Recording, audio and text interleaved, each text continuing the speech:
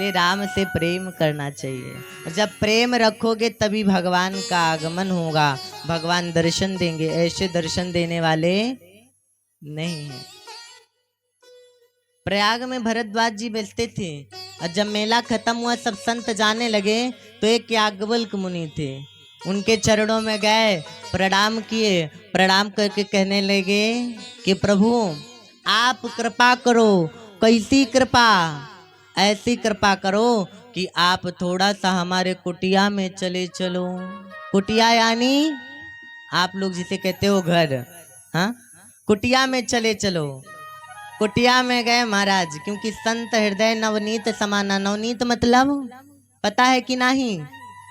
नहीं पता है। चाचा जी पता है? जो पीला अंगूछा लिए हैं चाचा जी मोछे वाले, नवनीत मतलब माखन का गोला। संतों का हृदय माखन के जैसे होता है, मुलायम। तो कुटिया पे जब गए, किसके कुटिया पे गए? भरद्वाज जी के। जब भरद्वाज जी के कुटिया पे गए ना, तो भरद्वाज मुनि परमो विवेकी, बड़ा विवेक था, लगाव था, प्रेम था, संतों की सेवा में रहते थे। भरद्वाज जी के कुटिया में जब गए तो ऊंचे आसन पे बैठाए और बैठा करके चरण धुलने लगे। चरण धुलने लगे, ऊंचे आसन पे बैठाए और बैठा करके स्वयं नीचे बैठ गए। क्यों पता है? इससे एक सीख मिलती है भैया। सीख क्या मिलती है?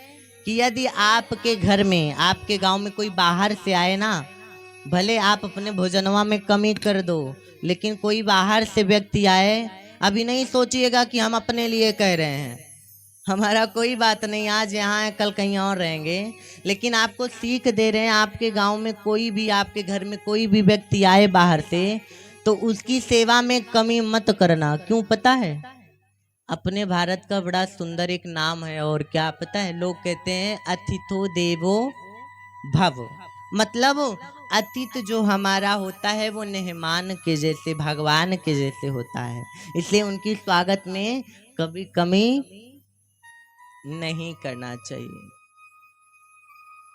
जब भरद्वाज जी के आश्रम में गए याज्ञवल्क्य जी, तो हाथ जोड़ करके बैठ गए। और जब बैठे ना, तो बेचारे जब हाथ जोड़ करके बैठे तो कहने लगे महाराज मुझे डर लग रहा है। बोले क्या डर लग रहा है?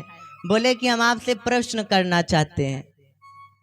बोले प्रश्न करना चाहते हो भैया तो करो, काहे डर रहे हो? बोले डर इसलिए रहे हैं कहीं आप ये ना सोचो कि मेरी परीक्षा ले रहे हैं, और लाज इसलिए आ रही, लाज मतलब शर्म, इसलिए आ रही कितनी उम्र बीत गई अभी तक ज्ञान नहीं आया।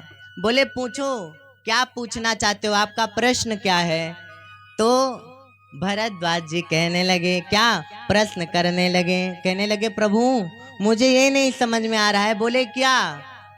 बोले कि यही बात नहीं समझ में आ रहा है। बाबा मानस में दर्शाते हैं, क्या पूछते हैं भरद्वाज जी? कि रामो कवर प्रभु पूछो तो, हाथ जोड़ करके कहने लगे प्रभु मुझे ये नहीं समझ में आ रहा है कि राम कौन है। प्रभु मैं तो एक राम को जानता हूँ। कौन? कि एक राम अबो देश कुमार, तीन कार्य चरित विदित संसार।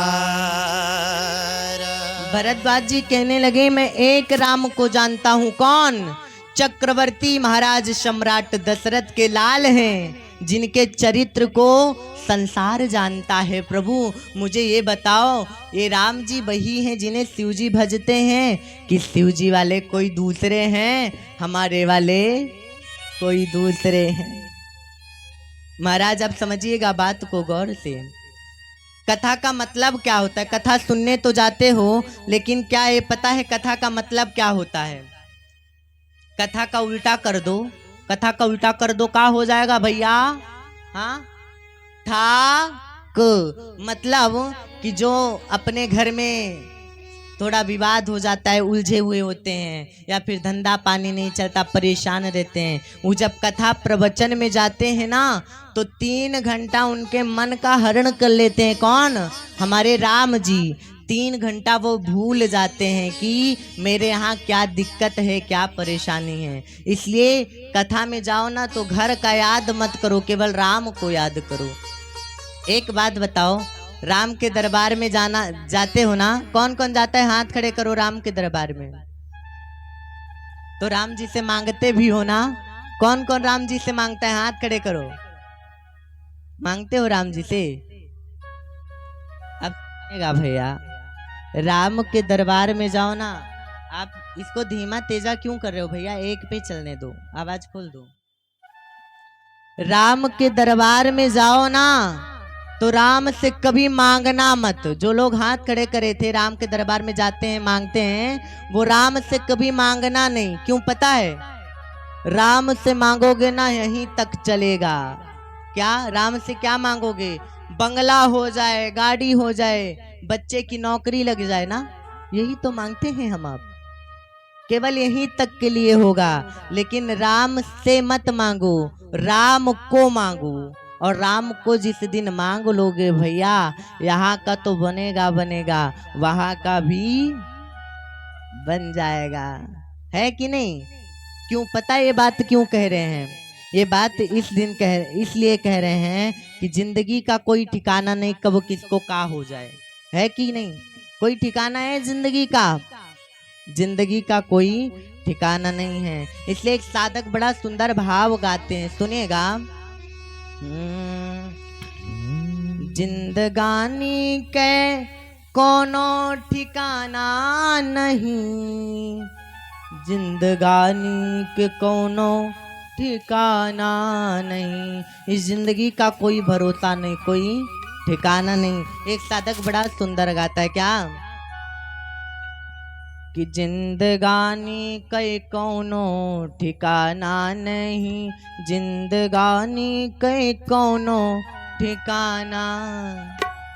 एक बात बताओ, ये शरीर जो है हमारा, आपका ये शरीर जो देह मिला है, ये क्या है? ये पेड़ है। क्या है? वृक्ष है। एक बात बताओ, अच्छा, कि एक जैसे हमारे बाबा जी जिन्होंने मुझे बुलाया है, तेल पानी बाबा, उनके आश्रम में जब उनके कुटिया के अंदर आप जाओगे ना, जहाँ पे वो रहते हैं, तो उन्होंने तोता पाल के रखा है। क्या? तोता। एक बात बताओ, तोता घोंसला तो बनाता नहीं है। तोता अपने बच्चे को जन्म कहाँ पे देता है? बोलो। पेड़ में खोता बनाता है। क्या बनाता है? खोता। और जब उसी खोते में बच्चे को जन्म देता है तोता, बाद में जब बच्चा बड़ा होता है तो क्या करता है? उसी को छोड़ करके उड़ जाता है। हमारा शरीर क्या है पता है? वृक्ष है, पेड़।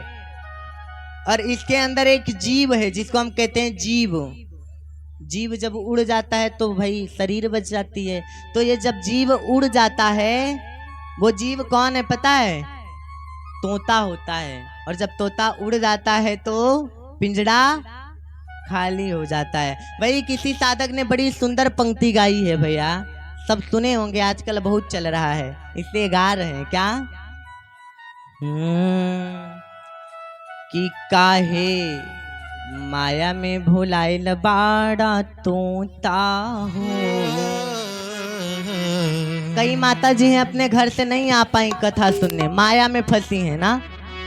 साथ में ना गाड़ी जाएगा, ना बंगला, ना बच्चे जाएंगे।